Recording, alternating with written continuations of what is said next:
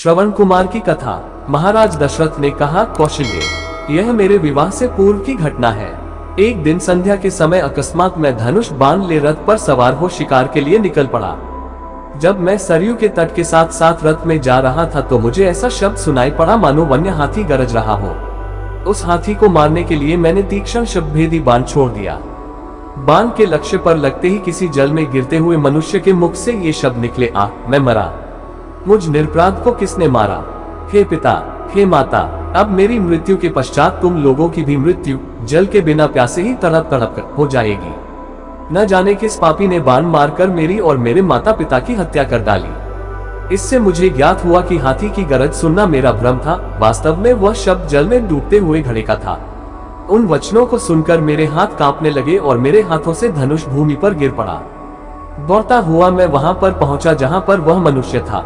मैंने देखा कि एक वनवासी युवक रक्तरंजित पड़ा है और पास ही एक औंधा घड़ा जल में पड़ा है। मुझे देखकर क्रोध स्वर में वह बोला, राजन, मेरा क्या अपराध था जिसके लिए आपने मेरा वध करके मुझे दंड दिया है? क्या यही मेरा अपराध यही है कि मैं अपने प्यासे वृद्ध माता पिता के लिए जल लेने आया था?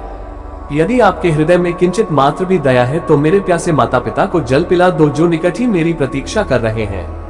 किंतु पहले इस बाण को मेरे कलेजे से निकालो जिसकी पीड़ा से मैं तड़प रहा हूँ। यद्यपि मैं वनवासी हूँ किंतु फिर भी ब्राह्मण नहीं हूँ। मेरे पिता वैश्य और मेरी माता शूद्र है, इसलिए मेरी मृत्यु से तुम्हें ब्रह्म हत्या का पाप नहीं लगेगा। मेरे द्वारा उसके हृदय से बाण खींचते ही उसने प्राण त्याग दिए। अपने इस कृत्य से मेरा हृदय पश्चाताप से भर उठा।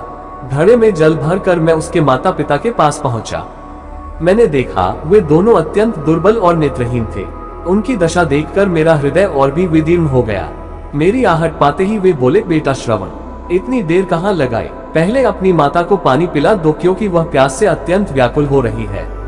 श्रवण के पिता के वचनों को सुनकर मैंने डरते डरते कहा, हे मुने, मैं अयोध्या का राजा दशरथ हूँ। मैंने अंधकार के कारण हाथी के भ्रम में तुम्हारे निरपराध पुत्र की हत्या कर दी है।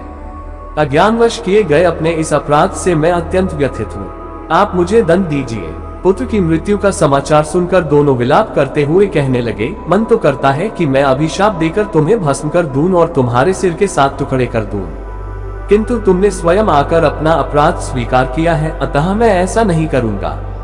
अब तुम हमें हमारे श्रवण के पास ले चलो। श्रवण के पास पहुंचने पर वे उसके मृत शरीर को हाथ से टटोलते हुए हृदय विदारक विलाप करने लगे।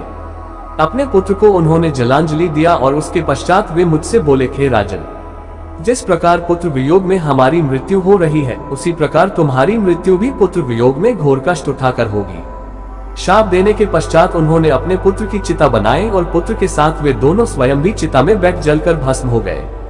कौशल्य, मेरे उस पाप कर्म का दंड आज मुझे प्राप्त हो रहा है।